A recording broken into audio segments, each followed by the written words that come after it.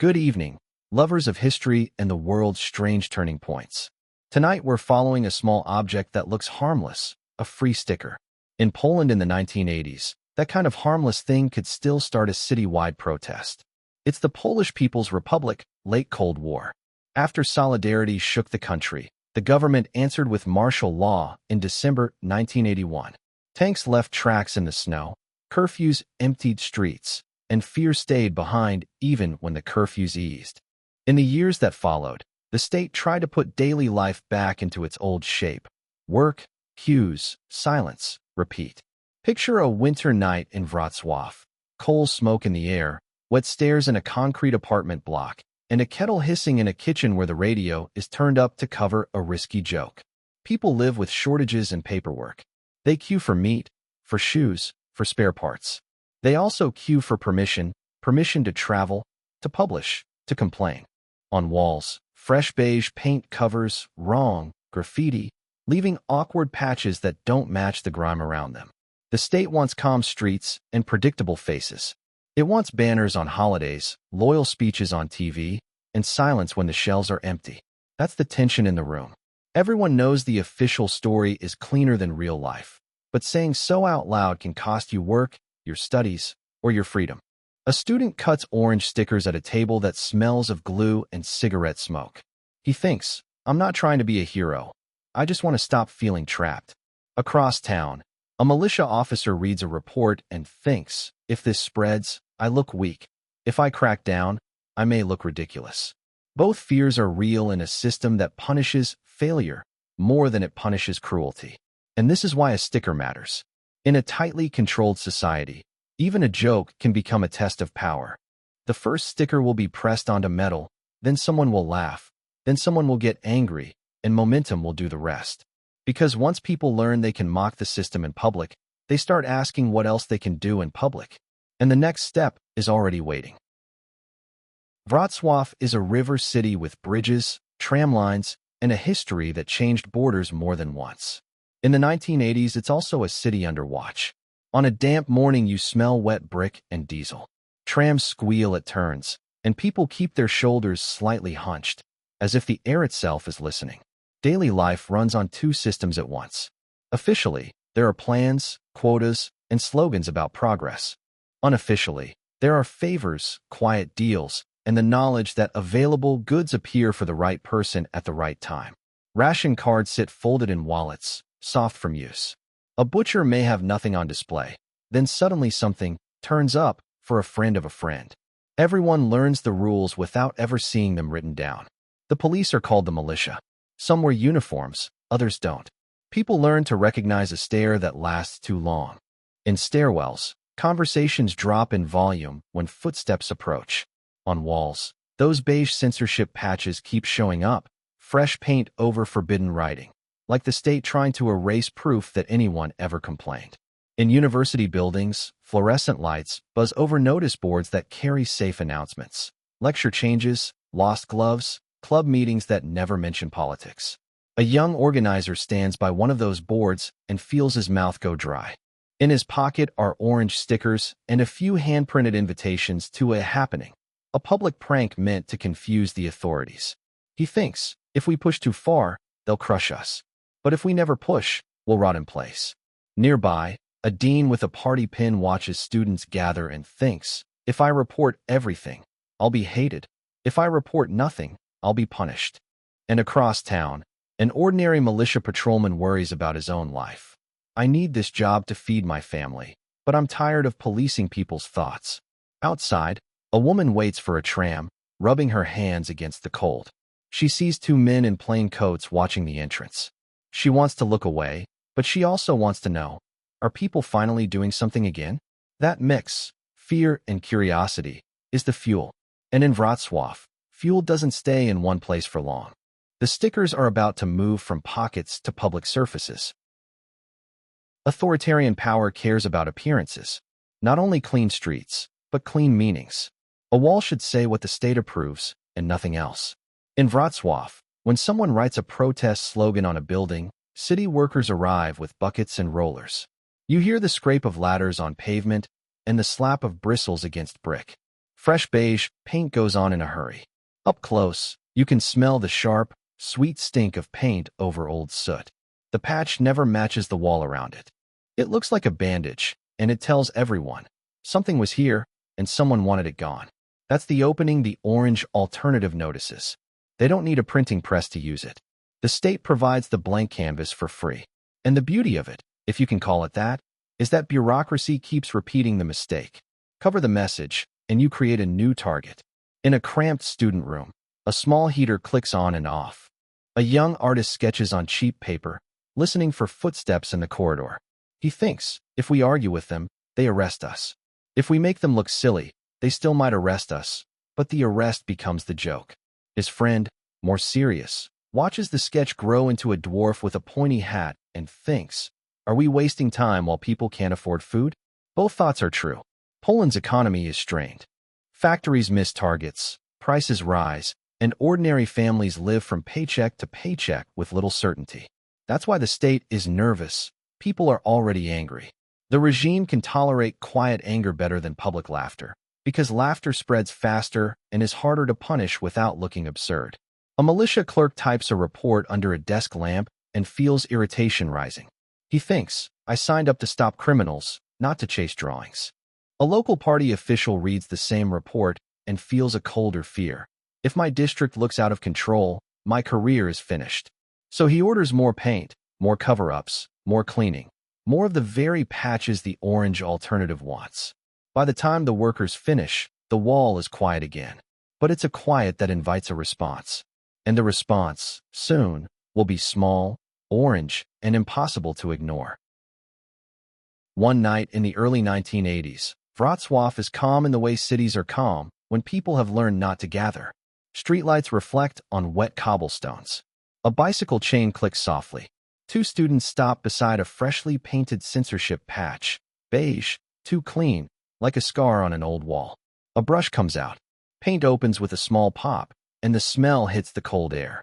The first strokes are quick, practiced. A dwarf appears. Round nose, simple smile, pointy hat. Nothing political, nothing you can debate. Just a character staring back at you from the state's own cover-up. Later, people will call this style of resistance the orange alternative. Use orange, use absurdity, and force the authorities to react. The painter's hands shake slightly as he finishes. He thinks, if they ignore this, we've done nothing. If they punish it, they prove they're afraid of a cartoon. His friend stands lookout and feels his stomach tighten. He thinks, I want to laugh, but I also don't want to spend the night in a station. By morning, commuters notice. A woman carrying a bag of potatoes pauses and smiles before catching herself. A schoolboy taps the paint with a mitten. A municipal worker is sent to remove it. He holds his roller and thinks, I'm paid to erase messages, but this isn't even a message. Still, he paints it over because that's the routine. And then it happens again. Another patch, another dwarf. Soon, people start looking for them the way you look for new headlines. Did you see the one near the bridge? There's a new one by the post office. The dwarfs turn the city's censorship into a game, and games are hard to control because they don't need leaders. A district militia officer receives orders to deal with it. He feels embarrassment more than anger. He thinks, if I arrest people for dwarfs, I become the punchline. But if I do nothing, my boss calls me incompetent. That embarrassment is a crack in authority, and cracks invite pressure. The dwarfs keep appearing, and the next move will be bolder than paint on a wall. By the mid-1980s, opposition in Poland is not one thing. There are workers still loyal to solidarity, priests who quietly protect activists, students who read forbidden books, and people who simply want to stop lying every day. The orange alternative slides between these groups, not replacing them, but changing the tone. In a basement room, a cheap duplicator machine rattles on a table. The air is damp, and the ink smells oily. Sheets come out warm and slightly blurred. Invitations to happenings, short texts that twist official language into nonsense, drawings of dwarfs, and, increasingly, orange symbols meant to be copied fast. A bare bulb swings a little when someone bumps the door, and for a second the shadows look like they're dancing too. A man feeding paper into the machine wipes sweat off his forehead. He thinks, if the police find this, my family will suffer. But he also thinks, if we do nothing, we accept the cage. Across from him, a student argues quietly with herself. People are hungry. Will jokes help? Then she remembers how fear works. Fear isolates. Laughter makes people look at each other and realize they are not alone. This matters because the state controls the big channels: TV, newspapers, public meetings. Underground printing creates a small channel that can't be fully blocked. One leaflet in a pocket becomes 3, then 10, then a rumor that outruns official statements. And in an economy full of shortages, rumors are powerful. When a strike starts, workers don't wait for the evening news. They listen to each other. A party censor reads confiscated material under a desk lamp and feels real panic. He thinks, they're not attacking us with slogans we can ban. They're attacking our dignity. If we look ridiculous, we lose the room. Outside, the city keeps moving. Tram bells, shop doors, the shuffle of people in queues. But the mood shifts a few degrees. A passerby reads a leaflet, smiles for half a second, and then hides it. That half second is important. Because once a society starts smiling at its rulers, the rulers start tightening their fists. And tightening a fist is often the first step toward making a mistake. By 1988, the tension is rising again. Strikes return. Prices jump. The government talks about reform, but the shops still look bare. In Warsaw, the capital, the pressure feels heavier. More offices, more uniforms, more people whose job is to notice you. On hot days, asphalt smells sweet and burned. On cold days, breath turns white in long lines outside state stores. In a small apartment kitchen, activists cut orange self-adhesive foil on a table that has seen better decades. Scissors scrape. Backing paper piles up like snowdrifts. The room smells of glue, tea, and stale smoke. They aren't making posters that can be traced to a press. They're making something fast and cheap. Stickers, often shaped like arrows or simple orange marks. One of the organizers flexes his cramped fingers and thinks, this is childish. Can childish things change anything? Then he answers himself. Childish is exactly what the state can't handle, because it makes them choose between looking weak and looking ridiculous. A woman helping them cut shapes thinks, if they arrest us, will my children manage? But she keeps cutting because she's tired of waiting for the right moment. The stickers are handed out free, not sold. Free means no receipt, no list, no easy trail. At a tram stop, a young man offers one to a stranger. The stranger feels the smooth backing paper and hesitates, hearing the tram bell and the cough of an engine behind him. He thinks, if I take this, I'm part of something. If I refuse, I'm safe, but alone.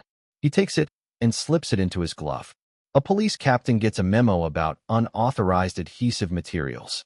He can already hear how it will sound in a report.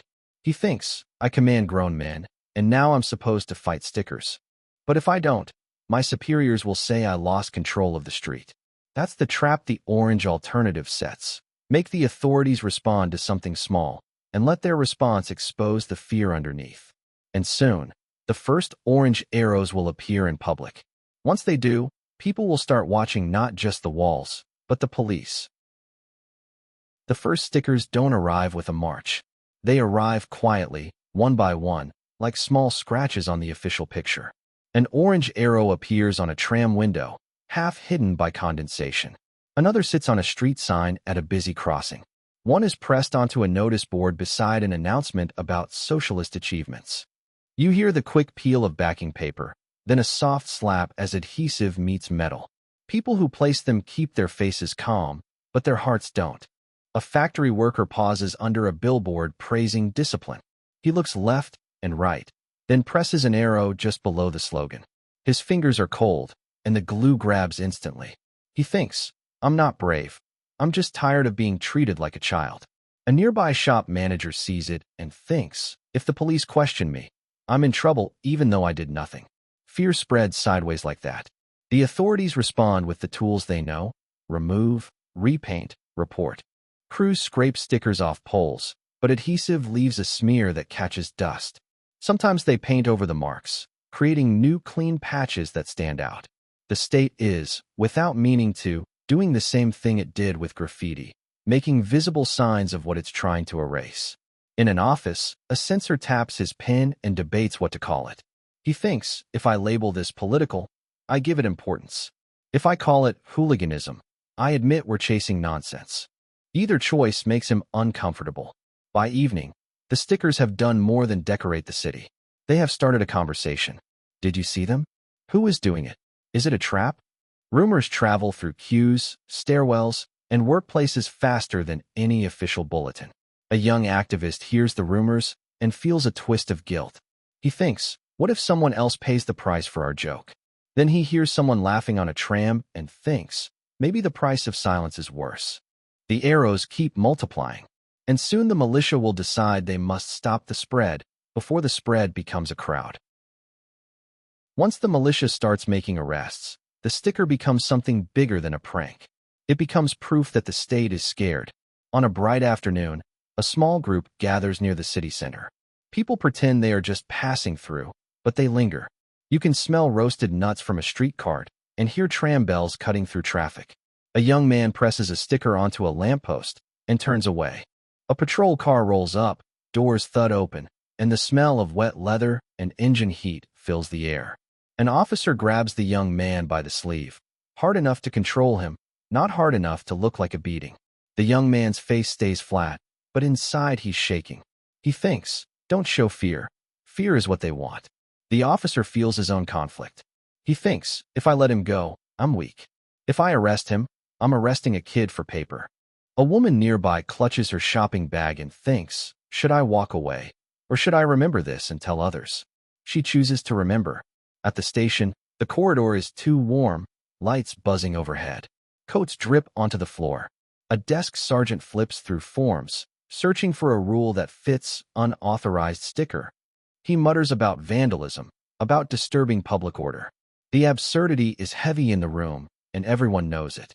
A junior clerk watches and thinks, we look like fools. Then he thinks, it's safer to look like a fool than to admit we're afraid.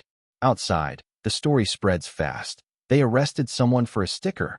That sentence is both funny and angry, and that combination is dangerous for any regime. Older people, who have seen real violence, feel a cautious thrill. Younger people feel permission.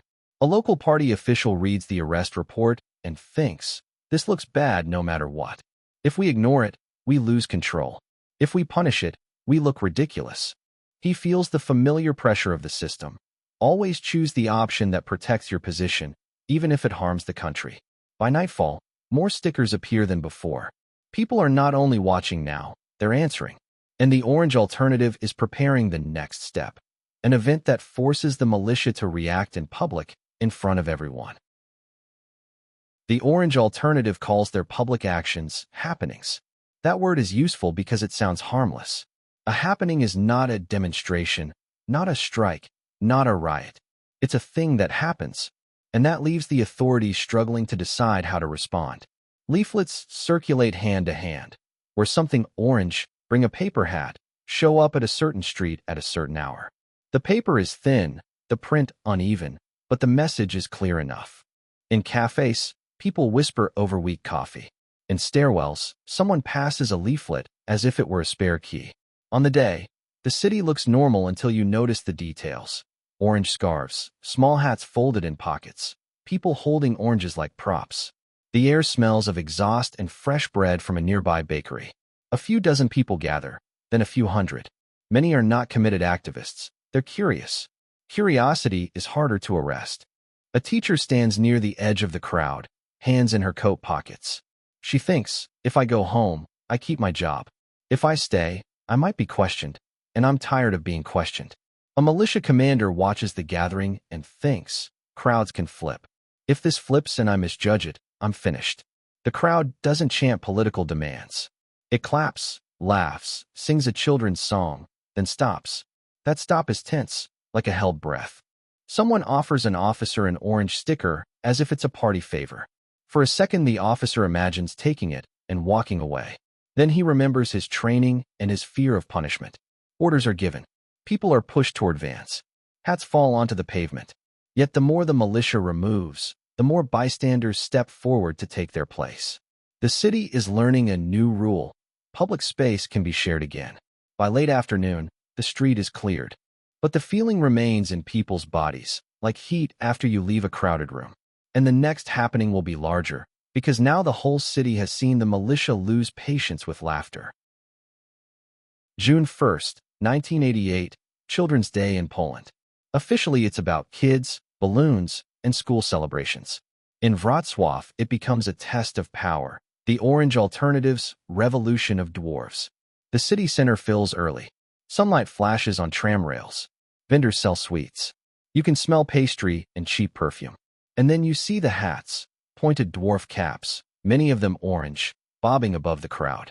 Some people carry real oranges in their hands like bright, ridiculous flags. Thousands come. Some plan to. Many simply followed the noise. A young mother fixes her child's hat and thinks, I want him to remember joy, not fear. A shipyard worker visiting town looks at the costumes and thinks, this is silly. Workers are striking and people are playing dress up. Then he sees the militia line forming and realizes, the silliness is the shield. It makes violence look even uglier. The militia arrives in rows, batons visible. A commander's jaw tightens. He thinks, if I do nothing, I'm weak. If I act, the world will watch me arrest dwarves. But he also thinks, the ministry will not forgive hesitation. He gives the order. Arrests begin. People in dwarf hats are pushed toward vans. Some go limp, forcing officers to carry them. The inside of a van smells of sweat and rubber mats. A detained student hears the door slam and thinks, I told myself this was harmless. Now it's not harmless at all. Still, when he hears laughter outside, he thinks, at least they can't make us pretend this is normal. Cameras appear. An officer blocks a lens, knowing the image is already spreading through foreign journalists and word of mouth. The crowd laughs. Then the laughter turns sharp, then it steadies again. The message is not, we are fearless. It's, we refuse to act afraid. By evening, hundreds have been detained. Yet the detentions don't stop the story, they fuel it. Families repeat the scenes at dinner with a mix of anger and disbelief. They arrested a dwarf, someone says, and everyone understands what that really means. The state wanted seriousness. Instead, it got public ridicule on a holiday meant for children. And once a government loses the ability to look serious, it starts making faster, riskier decisions. The next weeks will show just how risky. Behind the jokes, Poland in 1988 is running on low reserves. The economy is failing in plain sight. Wages can't keep up. Stores run out of basics. Strikes flare because hunger is not an idea. It's an empty fridge and a child asking what's for dinner. In a ministry office in Warsaw, cigarette smoke hangs under the ceiling like a second layer of wallpaper. Reports stack up, production shortfalls, absenteeism, unrest. A senior bureaucrat reads numbers that won't behave and thinks, if I admit this is broken, I lose my job. If I pretend it's fine, the streets will explode. He chooses the old habit, blame troublemakers. That's why the orange alternative is both convenient and terrifying. You can't negotiate with a dwarf. You can't arrest an idea without showing you're afraid of it. A party spokesperson writes a statement calling the happenings hooliganism, and while his hand moves, his mind worries. If people stop respecting our words, we have nothing left. On the street, the orange stickers and leaflets work like a small, fast media network. They move through hands, trams, and workplaces. One person laughs, another asks where the leaflet came from, another decides to come next time. The state still has TV, but TV can't compete with a rumor you can hold. A militia officer comes home late, boots still on, and sits at his kitchen table. The room smells of cabbage soup. On the table lies an orange sticker taken as evidence. He stares at it and thinks, am I protecting order or just protecting my paycheck? Then he hears his child breathing in the next room and thinks, I can't afford to be brave. The system is tiring itself out. Every crackdown makes it look smaller. Every overreaction recruits more spectators. And while the economy pushes people toward anger, the orange alternative shows them a safer first step, public mockery. Soon, the country's leaders will try a new strategy, talking instead of forcing. They won't do it out of kindness. They'll do it because they feel the ground moving. And the ground is about to move faster. Early 1989. In Warsaw, people in suits sit down at a literal round table and begin negotiations with the opposition. These are the round table talks, and they matter because they are the state admitting, quietly, that force alone is no longer working. The room feels like a long meeting that might decide a country, Microphones, papers, ashtrays filling too quickly. Coats hang on chair backs, drying. Someone pours tea that tastes mostly like hot water. A government negotiator adjusts his tie and thinks, if we give up too much, we lose power. If we give up nothing, we may lose everything. Across from him, an opposition delegate feels his own tightness. He thinks, if we compromise, the street will call us weak. If we refuse, people may bleed again. Outside, Warsaw continues. Trams, queues, muddy snow at the curb. But the mood is shifting. People speak a bit more openly in stairwells. They still glance over shoulders, but the glance is less automatic. A priest hearing confessions thinks, I want to protect my flock from violence, but I also want them to stand straight. The orange alternative keeps doing its work in the background, reminding everyone that authority can be laughed at. A leaflet appears near a post office, ink slightly smeared, inviting people to another happening. A clerk picks it up, feels the paper between her fingers, and thinks, I should report this. Then she thinks, report it to whom? And for what? She slips it into her bag. The talks produce concrete steps. Solidarity is legalized again, and the government agrees to elections that will be partly free. These sound like technical changes, but they also change behavior. People start believing that public action can lead to real outcomes. A local party boss reads instructions from above and feels sweat under his collar. He thinks, we're loosening the rope and hoping it doesn't snap. He is right to be nervous. Once people taste a little space, they demand more. The talks open a door, but no one knows what's behind it. And in a few months, the country will walk toward that door with ballots in hand, still unsure if the old fear will follow them inside. June 4th, 1989. Election Day. In many towns and cities, polling stations are set up in schools. You walk into a hallway that smells of floor polish and chalk dust. A teacher sits at a table with lists. People line up quietly, holding identity booklets, trying not to look too excited. A woman in her 30s waits her turn and feels her hands damp. She thinks, what if this is still controlled? What if they can punish us later? Behind her, an older man who has lived through war and crackdowns thinks, I survived by keeping my head down. But today, he lifts his head and steps forward. The elections are only partly free by agreement.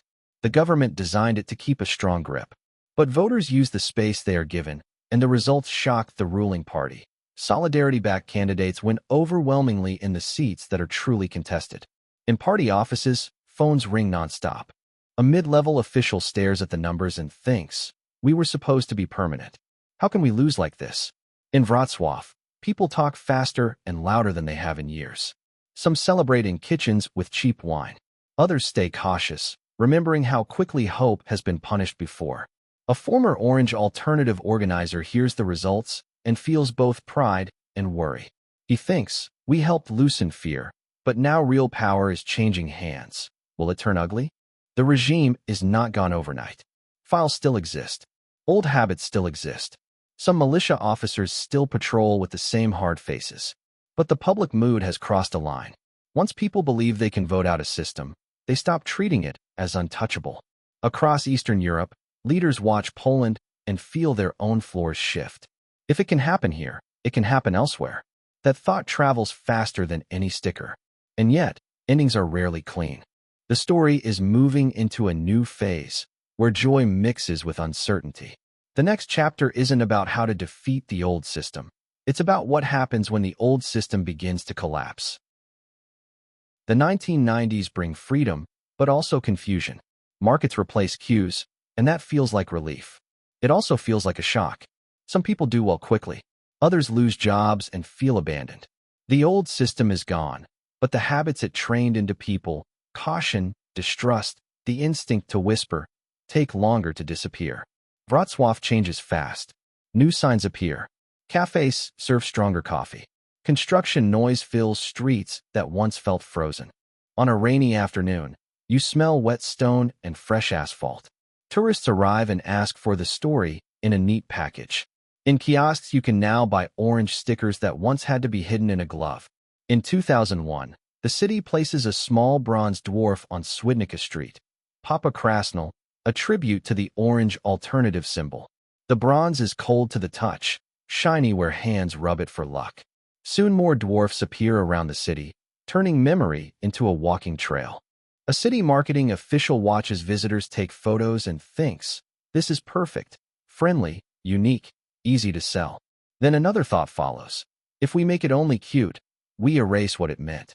A former activist stands nearby and feels a twist in his chest. He thinks, "We risked arrest for this symbol.